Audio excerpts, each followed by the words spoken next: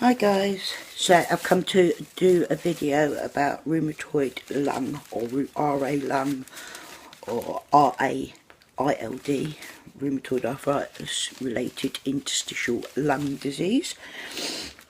I've made some notes because I didn't want to leave anything out, and I've got my headset on so as it hopefully is a better volume for you. I'm going to start off with saying that I've got, other than my YouTube channel, which you're all welcome to come and join me here, where I talk about my rheumatoid disease, among other things that I do. I've also got a Facebook page dedicated to rheumatoid lung disease. I'll leave the link in the description below. I'm not a doctor or a medical professional, but I am an expert by experience. I've done a lot of research. I've learned to research the right way through doing university. So my knowledge is self-taught. So I hope you can respect that and take on board that I'm not here to tell you what to do. I'm not your doctor. If you need medical advice, please seek it. There are many extra articular manifestations and comorbidities related to rheumatoid arthritis. Today I'm talking about its effects on the lungs. Firstly, RA is an autoimmune disease and it's systemic, meaning it can affect all parts of the body, including organs. Our immune system is attacking our healthy body parts. We often have multiple autoimmune diseases, which complicates things, and treatment for autoimmune diseases is in immunosuppressive drugs. These themselves can affect the lungs, and being immunocompromised leaves us open to regular infections, including TB, shingles, pneumonia, etc., which can also impact the lungs. Personally, I've got asthma since childhood, though it was never really an issue until just previous to the RA diagnosis. I now believe it was the RA affecting my lungs more than the asthma. In 2014, I was admitted to hospital with pneumonia and methotrexate poisoning of the lungs, and also received diagnosis of emphysema, and although that was only minimal, and fibromyalgia too. At this time, X-ray showed ground glass opacities in the right lower lobe and a small collapse. At this time, I was a smoker of 25 years also. I quit the fags after coming out of hospital because that had scared me enough, honestly, to be able to do it. Personally, I believe I should have been diagnosed with RA lung back then in its very earliest stages. I'm high anti-CCP positive for RA, and that is a good indicator. That's a blood test to diagnose rheumatoid arthritis. Being high anti-CCP or having high rheumatoid factor is a good indicator of the more severe systemic disease that RA can be. RA is a progressive, systemic, incurable autoimmune disease, and people genuinely have no clue that you can get arthritis in your lungs. The main reaction to me telling people is they look at me like I'm crazy. It's all about the rheumatoid, not the arthritis. I've heard from about 100 people through the Facebook page, and among them there is a vast array of terms, conditions, names for all the ways that RA can impact the lungs. We are more prone to blood clots, fluid on the lungs, pleurisy, organising pneumonia, bronchiectasis, bronchitis, rheumatoid nodules, costochondritis, which is actually the rib cage, but it's in the chest area, hypertension, and of course infections are a major problem. Then we get to the more challenging manifestations. I will no doubt miss a few, but here are some of the terms I've heard from others like me. There are some that have BOOP, COP, IPF, ILD, CTD-ILD, RA-ILD, RA lung, COPD with RA, LIP and DIP. Sarcoidosis, which has so many similarities to the RA and RA lung disease. Lupus, which also has much similarities to rheumatoid with associated lung disease. There is UIP, NSIP, Kaplan syndrome, rheumatoid pulmonary vasculitis, BO and Felty syndrome. Now, it's noted that pleural disease occurs in only 5% of RA patients, but it seems that many are just unnoticed until death, and post-mortem it's closer to 20% or more. of RA patients that have some signs of pleural disease. Many of the lung manifestations seem to occur more often in male RA patients, though with females outnumbering males 3 to 1. Pulmonary nodules are quite rare, and RA can also impact the airways at cricoarytenoid joint. Drug-induced toxicity with methotrexate happens in up to 5% of RA patients, and since this experience myself, I've gone on to be told that pretty much all RA drugs have a small possibility of damaging the lungs. I've now spent enough time with no RA drugs to know that my lungs were still bad, and thus I'm certain it wasn't the meds affecting me, but the RA was causing it. Leflunomide, which is an RA drug, is now up there with methotrexate as high risk for lung patients. When I was hospitalised in July 2016, I was using hydroxychloroquine or Plaquenil, sulfasalazine and Enbrel or etanercept injections to treat my RA, at which point I was told there were links to ILD with Enbrel too, so they took me off it. I'd been on it for 1 year, and it was the only med that had given me any benefit or improvement in my symptoms of rheumatoid arthritis. Initially, it was thought I had succumbed to infection and likely pneumonia, but after a week I was not improving, and sputum samples showed no infection. X-ray showed scarring across all lobes on both sides of my lungs, and CT scan revealed diffuse ground glass opacities across all lobes with some slightly enlarged lymph nodes. The inflammation had been present long enough to wart some damage. This is a disease of the parenchyma of the interstitium, which is the space within the lungs. RA lung is what it is called, or what I call it. It's estimated that the average survival after diagnosis is 3 to 5 years. However, I think this is sharply affected by the fact that many patients are only diagnosed post-mortem. But we do know it is a killer. There is minimal research, not many treatments, and lung transplant is the main treatment to improve life expectancy. Of course, lung transplants are not easy to come by and not easy to survive. In fact, with my general health in mind, it's unlikely I would ever be eligible for transplant. While speaking of this, I must implore you all to please join the donors register. Everybody should sign the donors register. If you have anything healthy to give, wouldn't you want to save a life in your death? I know I would. There's nothing left of me that's any good, but I know that I would feel honoured to pass my body parts on to another human being and give them life where they may not have had it otherwise. Please, transplants, they save lives. ILD is the second most common cause of death in RA patients, coming second to heart disease. The frequency of ILD being diagnosed in RA patients is on the increase recently. This is thought to be because many patients are getting benefits from all the new RA drugs available, thus becoming more mobile, which then highlights an increased dyspnea on exertion, which is breathlessness when you're moving about. I personally find this to be true. I beg and plead for some relief from the swelling and struggle to breathe when I get it. All RA patients have baseline and regular pulmonary function tests and chest x-rays. The pulmonary function test, you breathe into a machine, breathe in and do several different things, and it measures how much oxygen you're getting, what carbon monoxide or carbon dioxide you're passing out, etc., etc.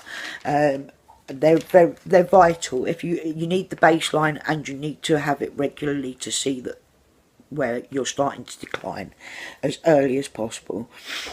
Chest x-rays should be done regularly. CT scans, obviously they can't be done all the time, but they do show much more detail when they are required.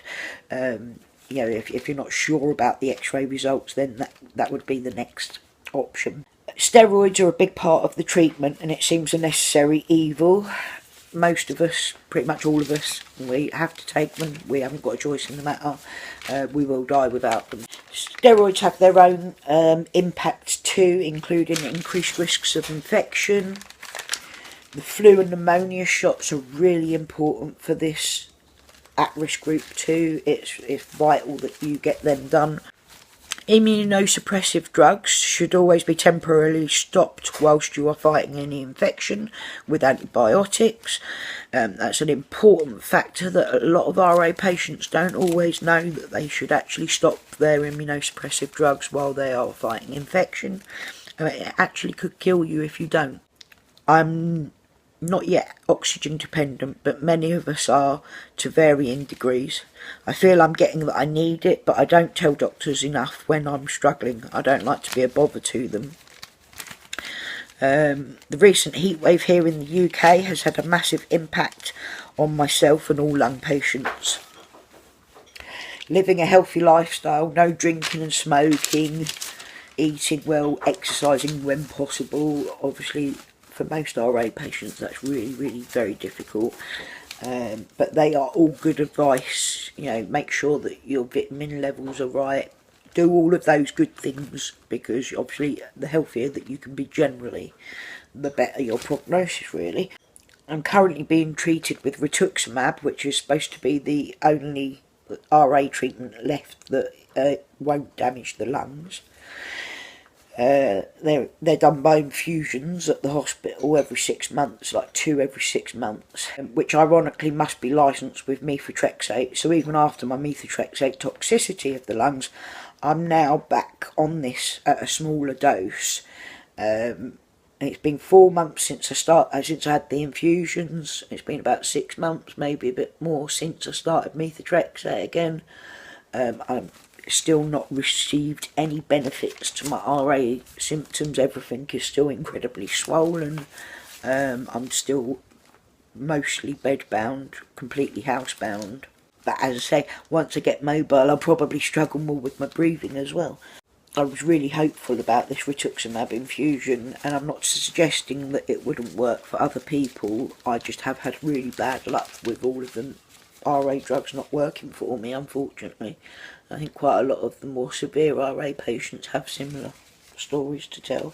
So I'm now back on this, not getting any improvement in my symptoms. The respiratory team came out to me recently, and they are going to contact my pulmonary consultant and request a sleep study, as it seems I may be suffering with sleep apnea, which would explain a lot at the moment.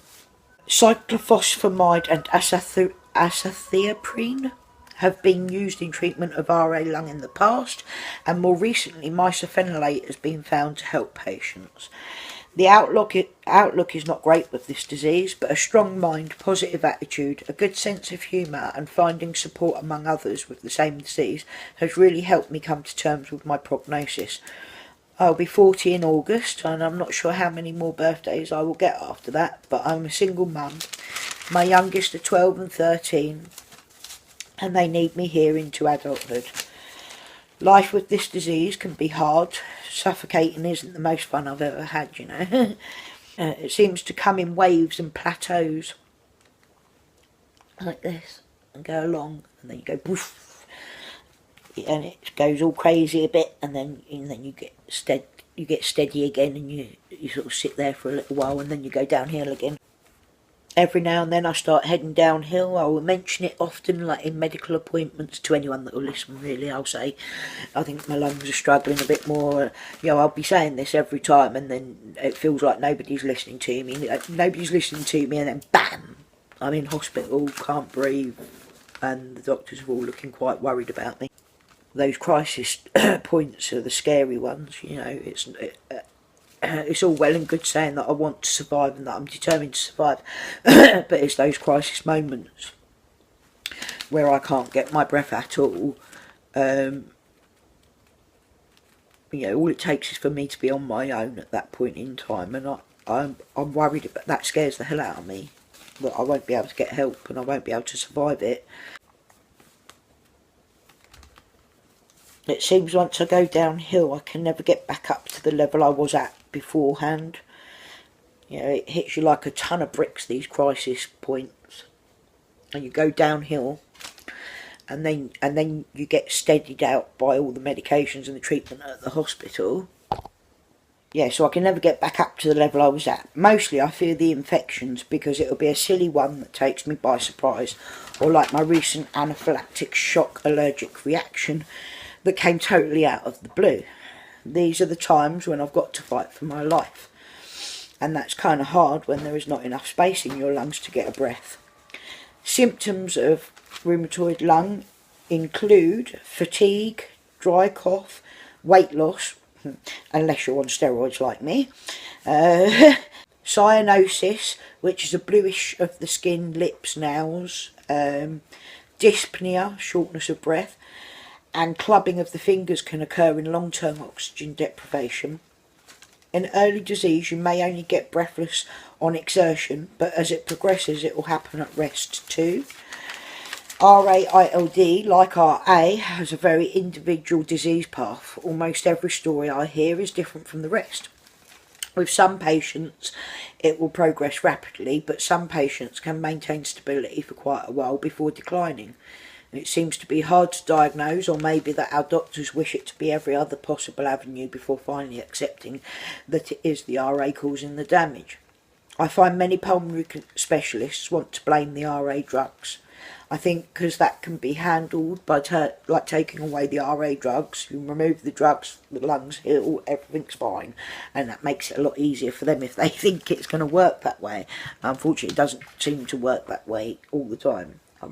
Yeah, and it is a pot shot. Is that the right word? You just don't know. You don't know whether it's going to be the RA drugs or the RA itself until you've run out of drugs and you've still got the RA lung problem. If all the tests that I've mentioned are not enough to give a concrete diagnosis, a lung bronchoscopy and or biopsy can be done. However, this is an invasive procedure, and in my case my doctor feels the risk is not necessary to prove the disease is there. I currently take multiple meds for my lungs, plus 2 inhalers and a nebulizer. Oxygen therapy will be needed at some point in the future. Some people have pulmonary rehabilitation therapy also. And obviously if I do have the sleep apnea, then I'll probably have to have a CPAP machine overnight while I sleep to keep me breathing. Those are all things that are likely to be in my future. Treatments cannot undo the damage, unfortunately. They can only assist in preventing further damage, so early diagnosis is a very helpful start. Long-term oxygen deprivation will affect many areas of the body, including damage to the heart and increased risk of pulmonary hypertension, which is high blood pressure in the lungs. So if you have RA, particularly if you have severe active RA, if you're positive for rheumatoid factor or anti-CCP, if you experience other extra-articular manifestations of the disease and you are finding yourself breathless, then do ask your doctor to check your lungs. Feel free to subscribe for regular updates on my fight against this disease, and check out our Facebook group where I post any information I can find on the subject, and there are many others just like us out there. Thanks for joining me today. Much love to you all, and breathe easy folks. See you later.